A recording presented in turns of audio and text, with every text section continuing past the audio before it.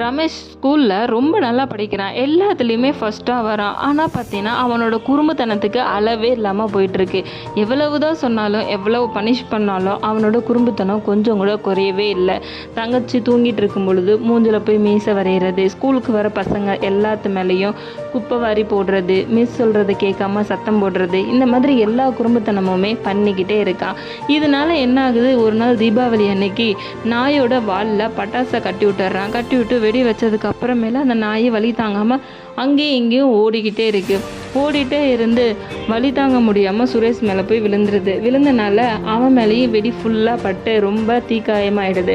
அவனை தூக்கிட்டு உடனே ஹாஸ்பிட்டல் போன போது தீக்காயம் ரொம்ப ஆயிடுச்சு. அப்போ தான் அவங்க அப்பா சொல்கிறாரு, நாம் எப்பொழுதுமே ஒருத்தவங்களை கஷ்டப்படுத்தணும் அப்படின்னு சொல்லி நினச்சோம்னா அது நமக்கு கண்டிப்பாக பின்னாடி வரும்.